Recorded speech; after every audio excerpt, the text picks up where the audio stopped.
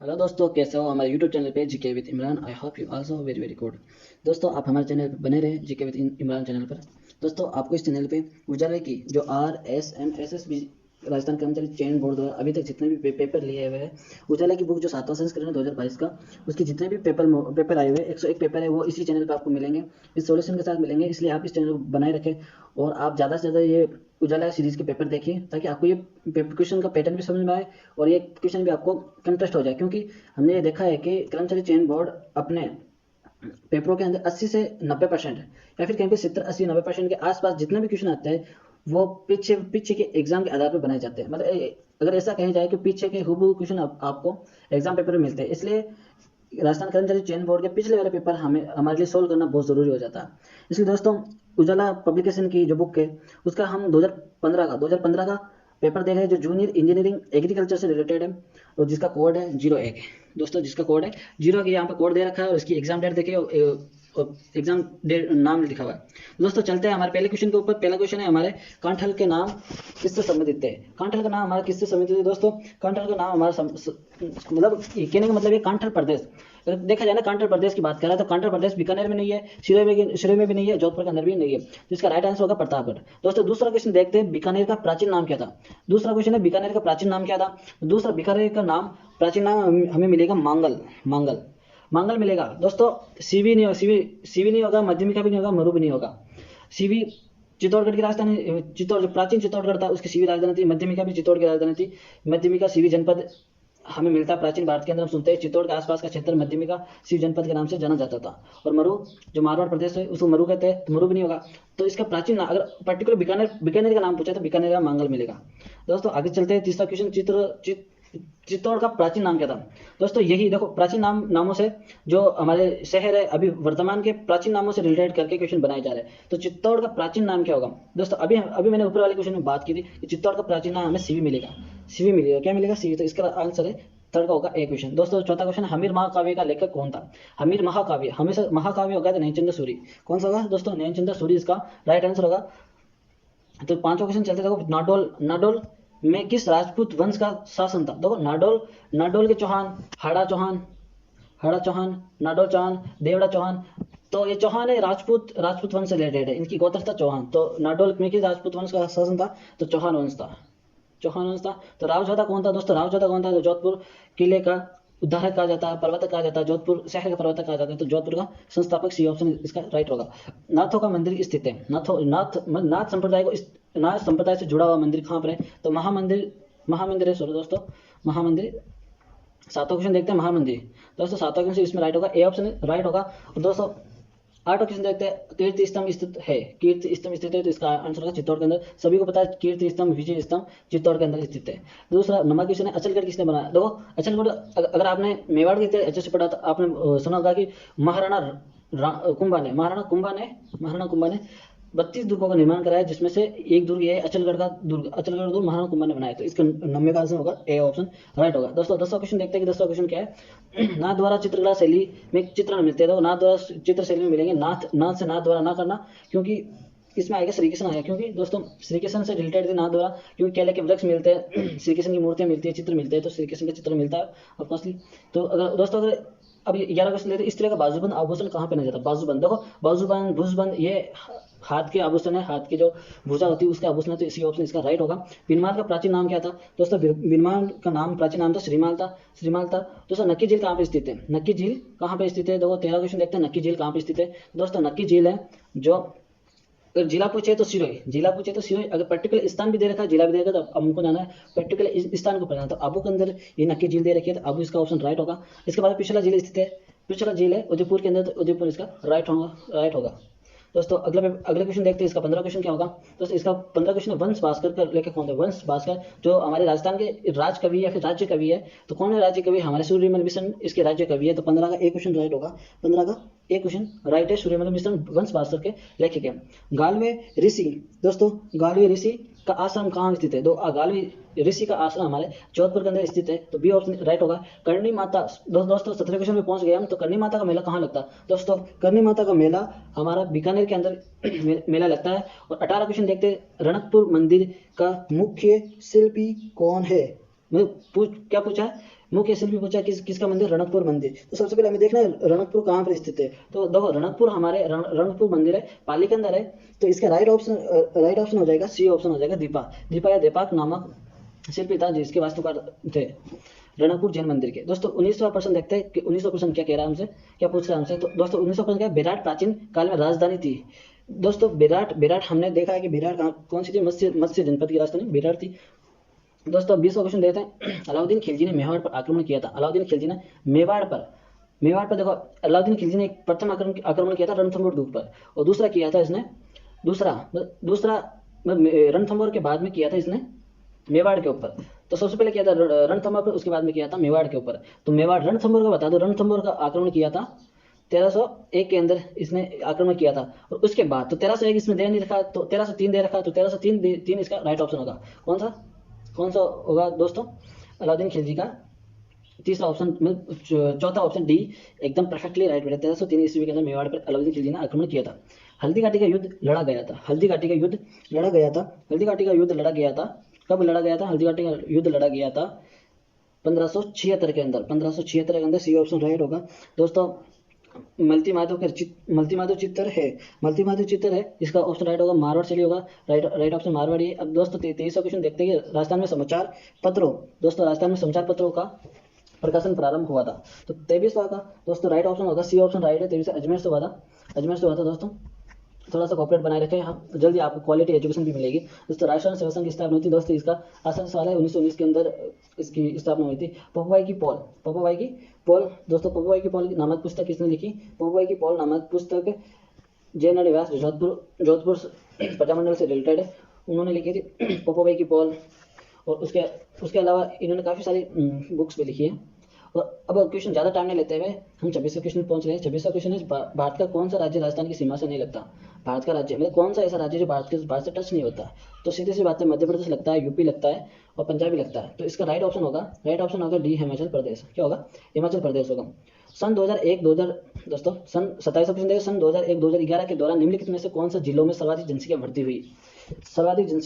कब हुई थी, 2001 और 2011 की पूछा। 2011 की जनगणना नहीं पूछा, 2001 और 2011 के बीच के अंदर पूछा कि कौन से जिले में सबसे ज्यादा जनसंख्या वृद्धि हुई। तो इसका राइट ऑप्शन ये हो जाएगा, सी ऑप्शन हो जाएगा जालोर में सबसे ज्यादा। सॉरी दोस्तों 27वां क्वेश्चन था, 27वां क्वेश्चन बाढ़ में होगा। बाढ़ में जनसंख्या वृद्धि दर ज्यादा हुई थी। और दोस्तों राजस्थान में न्यूनतम महिला साक्षरता थी, वो जालोर था। 28 का ऑप्शन जालोर था, वो जालोर 2011 के अकॉर्डिंग जालोर है, समझे। राजस्थान के ग्रेनाइट उद्योग का सबसे महत्वपूर्ण क्षेत्र है। राजस्थान का ग्रेनाइट उद्योग का सबसे महत्वपूर्ण क्षेत्र है। तो इसमें ऑप्शन आएगा दोस्तों सी ऑप्शन राइट होगा। इसमें क्यों ग्रेनाइट सिटी भी कहते हैं जालोर को, ग्रेनाइट सिटी गुलाबी निकलता है यहाँ पर ग्रेनाइट। राष्ट्रीय राजमार्ग 15 तो निम्न में से जो नगर नहीं आता वह है कौन सा, ऐसा ऑप्शन में से कौन सा शहर है जो NH राष्ट्रीय राजमार्ग 15 के बीच में नहीं आता है, फिर इससे रिलेटेड नहीं है। तो दोस्तों 30वां का ऑप्शन होगा हमारा डी ऑप्शन राइट होगा, नागौर इसके अंदर नहीं आता, राष्ट्रीय राजमार्ग 15 के अंदर नागौर नहीं आता। दोस्तों अब अगले क्वेश्चन पे बढ़ते हैं, अगला क्वेश्चन देखते हैं कौन सा होगा। दोस्तों 31वां क्वेश्चन पूछ रहे लाखेरी इंद्रगढ़ क्षेत्र किसके लिए प्रसिद्ध है, वह है मतलब लाखेरी इंद्रगढ़ क्षेत्र किसके लिए प्रसिद्ध है। दोस्तों ऑप्शन देखने से ये पता चला कि हमारा ये क्वेश्चन खनिज संसाधनों से रिलेटेड है, इसलिए इसका राइट ऑप्शन हो जाएगा लाखेरी इंद्रगढ़, ये चुना पत्थर खनन से रिलेटेड है। दोस्तों 32वां देखते हैं इसका, राजस्थान में वार्षिक वर्षा की समवर्षा रेखा की सामान्य प्रकृति होती है। इसका सी ऑप्शन राइट होगा, उत्तर पश्चिम से दक्षिण पूर्व समवर्षा रेखाओं की सामान्य प्रकृति होती है। तो इसमें ऐसा है कि उत्तर पश्चिम में वर्षा घटती है और घटते हुए दक्षिण पूर्व की तरफ आता है वर्षा बढ़ती है। तो समवर्षा की रेखा सामान्य प्रकृति ये होती है कि वहां पर उत्तर पश्चिम की ओर बढ़ती है, दक्षिण पूर्व बढ़ती है। तो पूर्व पश्चिम कुछ नहीं होगा, उत्तर दक्षिण भी कुछ नहीं होगा, और उत्तर पूर्व से दक्षिण पश्चिम भी कुछ नहीं होगा, क्योंकि सामान्य प्रकृति ये होती है कि समवर्षा रेखाओं की सामान्य प्रकृति होती है, वार्षिक वर्षा रेखाओं की उत्तर पश्चिम से लेकर ये दक्षिण पूर्व बढ़ती है। तो 33वां क्वेश्चन देखते हैं, राजस्थान के किस जिले में अधिकतम सीमाएं स्पर्श करती है। राजस्थान के किस जिले में अधिकतम सीमाएं जो करती है, पाली है ऐसा ही जो अंतरस्थलीय सीमाएं ज्यादा बनाता है, अंतरस्थलीय मतलब आंतरिक जिलों से ज्यादा सीमा बनाता है, पाली है। राजस्थान के किस जिले में 78 डिग्री पूर्व देशांतर रेखा गुजरती है, 78 डिग्री अक्षांश सॉरी दोस्तों पूर्वी देशांतर रेखा गुजरती है। 34वां क्वेश्चन कह रहा है, राजस्थान के किस जिले में 78 पूर्वी देशांतर रेखाएं गुजरती है। तो इसका राइट ऑप्शन होगा धौलपुर, इसका राइट ऑप्शन होगा। और अगला क्वेश्चन देखते हैं, राजस्थान में जिन पवनों में शरदकालीन वर्षा होती है वह है। राजस्थान में शरदकालीन वर्षा होती है वो है, तो दोस्तों शरदकालीन मतलब जो सर्दियों के अंदर शरदकालीन में सर्दियों के अंदर वर्षा होती है, वो किसकी वजह से होती है। तो यहाँ पर मावठ ऑप्शन आता है, मावठ इसका राइट ऑप्शन भी होता था, पर लेकिन इसको इनडायरेक्टली पूछा कि भूमध्य सागरीय चक्रवात से उत्पन्न होती है मावठ वर्षा, तो इसका राइट ऑप्शन होगा सी।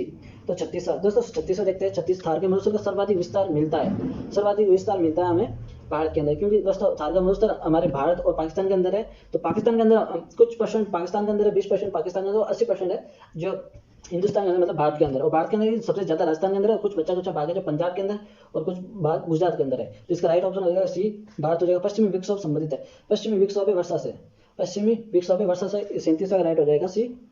वर्षा पश्चिमी विक्षोभ से उत्पन्न होती है मावठ वर्षा। क्या होती है मावठ वर्षा? पश्चिमी विक्षोभ का है, जो भूमि से सागरीय चक्रवातों के कारण उत्पन्न होता है पश्चिमी विक्षोभ कारण। दोस्तों कुल बोए गए क्षेत्र का बाजरा के अंतर्गत अधिकतम प्रतिशत क्षेत्र राजस्थान के जिन जिलों में हुआ है।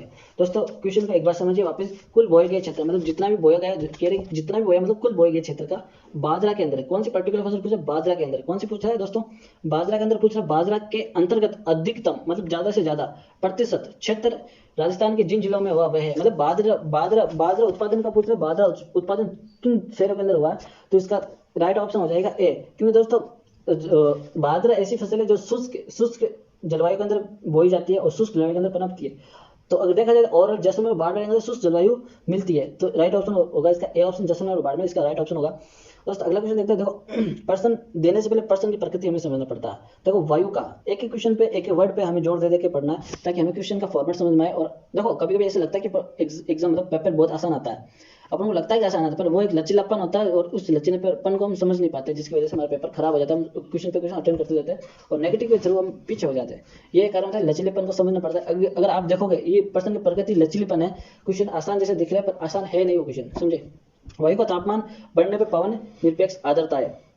दोस्तों इसका क्वेश्चन राइट होगा घटती है।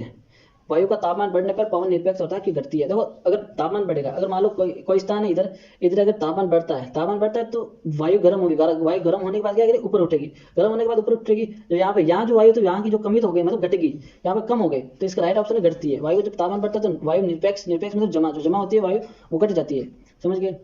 सर्वाधिक दैनिक तापांतर होता है, सर्वाधिक दैनिक तापांतर ऑफकोर्सली बात है, पश्चिमी राजस्थान में दैनिक तापमान अगर ज्यादा पड़ेगा वही तापांतर मिलेगा हमें। दोस्तों 41वां क्वेश्चन देखते हैं, लास्ट 10 क्वेश्चन बचे हुए दोस्तों, फटाफट देखते हैं। राजस्थान में सफेद सीमेंट के लिए कौन सी जगह प्रसिद्ध है दोस्तों, गोटन सफेद सीमेंट के लिए प्रसिद्ध है। 41 के अंदर सी ऑप्शन राइट होगा। बनास नदी का निकास होता कुंभलगढ़ की पहाड़ियों से। दोस्तों कुंभलगढ़ खमनोर की पहाड़ियों से भी होता है, तो यहाँ पर कुंभलगढ़ राइट होगा, क्योंकि पर्सन की प्रकृति के हिसाब से कुंभलगढ़ पहाड़ी यहाँ इसके अंदर एग्जैक्ट राइट है। राजस्थान का कौन सा जिला जिसमें लॉ एक्स सहित अभ्रक भी पाया जाता है। अभ्रक से अभ्रक कहीं पर भी नाम आए तो भीलवाड़ा सबसे याद रखना, क्यों भीलवाड़ा को अभ्रक सिटी भी कहते हैं, माइका सिटी भी कहते हैं। तो ए ऑप्शन इसका राइट हो जाएगा, ए ऑप्शन राइट है। राजस्थान की कौन सी झील टोड रॉक नाम से जानी जाती है। देखो राजस्थान नक्की झील जो टोड रॉक होती है, इसमें कुछ चट्टानें पाई जाती है जो अलग अलग आकृति बनी थी, आकृति के हिसाब से उनको नाम दिए, टोड रॉक, नन रॉक आदि आकृतियों के नाम से इस झील के नाम जो आकृतियां बनी है, रॉक्स बनी है, उनको नाम दिए टोड रॉक। तो इसका राइट आंसर नक्की झील के आसपास बनी है। तो दोस्तों अगले क्वेश्चन पे चलते हैं अपन। डामोर जनजाति का मुख्य व्यवसाय, तो डामोर जनजाति सबसे पहले इसका काम क्या होगा, अगर जनजाति है पिछले अगर अभी वर्तमान के अंदर डामोर जनजाति है, वर्तमान के अंदर शिकार करना मना है, मछली शिकार करना मना है, और राजस्थान के अंदर मछली होती नहीं, राजस्थान पर फैक्शन दिया, और फल इकट्ठा करना। तो इसका राइट आंसर हो जाएगा खेती करना, क्योंकि दोस्तों जनजाति अधिकतर पशुपालन का काम करती है, खेती का काम करती है, तो इसका राइट ऑप्शन हो जाएगा खेती करना। दोस्तों अगर 46वें क्वेश्चन पे बढ़ते हैं, 46वें क्वेश्चन का राइट आंसर होगा, राजस्थान में जनसंख्या का प्रतिरूप निर्धारित होता है। राजस्थान में जनसंख्या का प्रतिरूप निर्धारित होता है क्योंकि स्थलाकृति विशेषताओं द्वारा। अंता पावर प्लांट किस प्रकार का है, अंता पावर प्लांट इसमें ए हो जाएगा, अंता 12 का अंदर जो गैस पावर प्लांट है, गैस से रिलेटेड है। इसके अलावा राजस्थान का कौन सा जिला सोयाबीन का सबसे बड़ा उत्पादक है, सोयाबीन का सबसे बड़ा उत्पादक है, सी ऑप्शन राइट हो जाएगा। चित्तौड़गढ़ सबसे बड़ा उत्पादक है। इसबगोल का मुख्य उत्पादक जिला कौन सा है, तो इसबगोल का मुख्य उत्पादक जिला है, सॉरी दोस्तों जालोर होगा, इसमें जालोर है इसका राइट आंसर है। जालोर इसबगोल की मंडी भी जालोर के अंदर है। आना सागर कहाँ से है दोस्तों, आसान सा क्वेश्चन है, आना सागर है हमारे अजमेर के अंदर। कहाँ पर है दोस्तों? आना सागर, हमारे अजमेर के अंदर आना सागर है। तो दोस्तों 50 क्वेश्चन हमने करा दिए। अगर आपको किसी भी क्वेश्चन में डाउट लग रहा है तो आप कमेंट बॉक्स में वो क्वेश्चन जरूर लिखिए। इसके अलावा जो राजस्थान कर्मचारी चयन बोर्ड ये आंसर किए वो आपको सामने है। अगर किसी भी पर्सन में डाउट हो तो आप हमें कमेंट बॉक्स में जरूर कीजिए। और दोस्तों आपको ये वीडियो कैसा लगा ये कमेंट बॉक्स में बताइए। और ये टेस्ट सीरीज ऐसी चलती रहेगी। आज 2015 का आया है तो 2015 में जितने भी कर्मचारी चयन बोर्ड ने जितने भी पेपर लिए उन पेपरों की जितने भी क्वेश्चन है, जितने भी पेपर्स है, उन पेपरों का सॉल्यूशन करवाया जाएगा। इसलिए आप इस चैनल को सब्सक्राइब कीजिए और हमारे चैनल पर बने रहिए। और हमारे चैनल पर अच्छी अच्छी चीज़ें भी आएगी। हमारी अभी तक शुरुआत है, इसलिए आप सपोर्ट कीजिए। थैंक यू दोस्तों। और हमारे जीके विद इमरान चैनल को सब्सक्राइब जरूर कीजिए। Thank you so much.